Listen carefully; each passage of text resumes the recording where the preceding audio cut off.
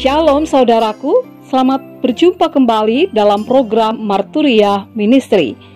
Tentunya ada sukacita dan kebahagiaan yang kita rasakan di hari ini untuk setiap kemurahan dan kebaikan yang Allah nyatakan dalam kehidupan kita.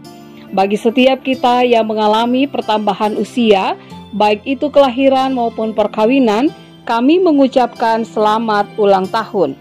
Teristimewa bagi Bapak Atmaji dari Pospelkes Natar dan ulang tahun perkawinan bagi keluarga Bapak Srianto dan Ibu Tuyem serta keluarga Bapak Sutrisno dan Ibu Rasih dari Pospelkes Waihandop.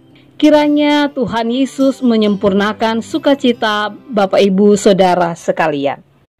Hari ini firman Tuhan akan menyapa kehidupan kita kembali. Sebelum kita membaca dan merenungkan firman Tuhan, mari kita berdoa. Tuhan Yesus yang mengasihi kami mengucap syukur untuk firman-Mu yang senantiasa menyapa kami. Tuntunlah kami dengan Roh Kudus-Mu agar firman Tuhan boleh senantiasa menjadi pedoman dan suluh dalam kehidupan kami. Di dalam nama Tuhan kami Yesus Kristus kami berdoa. Amin. Pembacaan Alkitab terambil dari kitab 2 Raja-Raja pasal 12 ayat 1 hingga ayatnya yang ke-8 yang menyatakan, dalam tahun ke-7 zaman Yehu, Yoas menjadi raja dan 40 tahun lamanya ia memerintah di Yerusalem. Nama ibunya ialah Zibia dari Beersheba. Yoas melakukan apa yang benar di mata Tuhan seumur hidupnya, selama Imam Yoyada mengajar dia. Namun demikian bukit-bukit pengorbanan tidaklah dijauhkan. Bangsa itu masih mempersembahkan dan membakar korban di bukit-bukit itu. Berkatalah Yoas kepada para imam, segala uang yang dibawa ke dalam rumah Tuhan sebagai persembahan kudus, yakni uang masuk untuk pencatatan jiwa, uang tebusan jiwa menurut penilaian yang berlaku untuk seseorang, dan segala uang yang dibawa ke dalam rumah Tuhan karena dorongan hati seseorang, baiklah para imam sendiri menerimanya, masing-masing dari kenalannya, dan memakai untuk memperbaiki yang rusak pada rumah itu di mana saja terdapat kerusakan. Tetapi dalam tahun ke-23 zaman Raja Yoas, para imam belum juga memperbaiki kerusakan rumah itu. Sebab itu Raja Yoas memanggil Imam Yoyada dan imam-imam lain serta berkata kepada mereka, mengapa kamu tidak memperbaiki kerusakan rumah itu? Maka sekarang tidak boleh lagi kamu menerima uang dari kenalan-kenalanmu, tetapi serahkanlah itu untuk memperbaiki kerusakan rumah itu. Lalu setujulah para imam itu untuk tidak menerima uang dari rakyat, tetapi mereka pun tidak usah lagi memperbaiki kerusakan rumah itu. Demikianlah pembacaan Alkitab. Yoas menjadi raja dan 40 tahun lamanya memerintah di Yerusalem. Yoas melakukan apa yang benar di mata Tuhan selama Imam Yoyada mengajar dia. Artinya, selama Yoas memiliki pengajar, pendamping atau mentor, yaitu Imam Yoyada, maka ia bisa memerintah dengan benar. Namun begitu Imam Yoyada meninggal, Yoas berubah. Yoas melakukan apa yang jahat.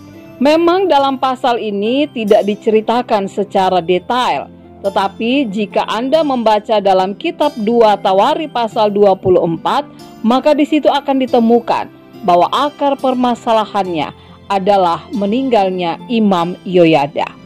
Saudaraku, bacaan Alkitab kita pada saat ini memberikan sebuah pengajaran yang penting bagi kita.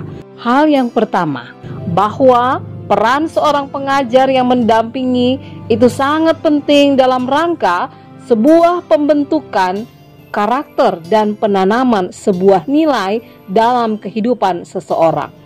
Namun sampai pada suatu masa harus dipahami oleh setiap orang bahwa proses pendampingan itu tidak bisa terus-menerus karena waktu itu terbatas. Oleh karena itu penting bagi kita untuk memberikan pengajaran dan penanaman nilai bagi seseorang dengan sebaik-baiknya. Jika peran kita sebagai orang tua, guru, pelayan PAPT, presbiter, atau apapun yang berhubungan dengan pendampingan dan pengajaran atau sebagai mentor, maka jadilah seorang pembimbing pengajar yang mengajarkan karakter yang baik dengan keteladanan yang baik. sehingga tidak ada penyesalan bagi kita.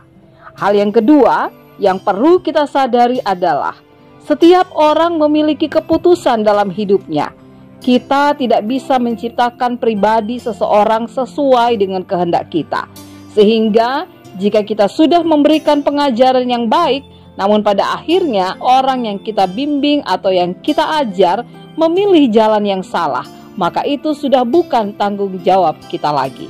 Hal yang ketiga, seseorang yang menjadi pembimbing dan mentor dalam hidup kita hanyalah manusia biasa yang tidak bisa terus mendampingi kita. Oleh karena itu, di dalam masa pendampingan, berproseslah untuk menjadi pribadi yang memahami setiap didikan dan ajaran yang sudah diberikan dengan nilai-nilai di dalamnya, apalagi dalam kehidupan beriman.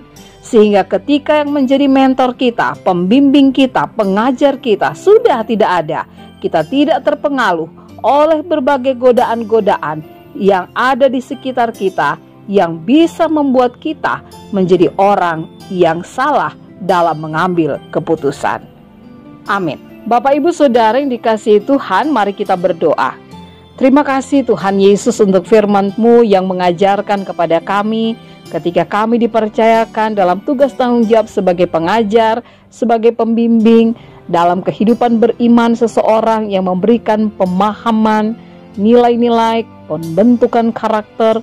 Biarlah kami mampu melakukan semua itu dengan baik, sehingga tidak ada penyesalan dalam kehidupan kami ketika kami menjalani kehidupan ini karena kami sudah melakukan yang terbaik.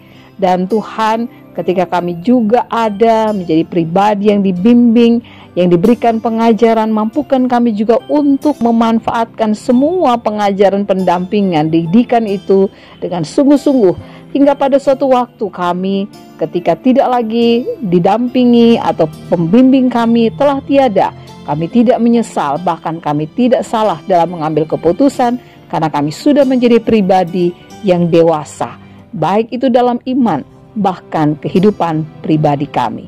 Di dalam nama Tuhan Yesus kami berdoa. Amin. Selamat beraktivitas saudaraku. Mari lakukan peran kita dengan baik agar tidak ada yang sia-sia dalam setiap kehidupan yang Tuhan percayakan. Tuhan Yesus memberkati kita.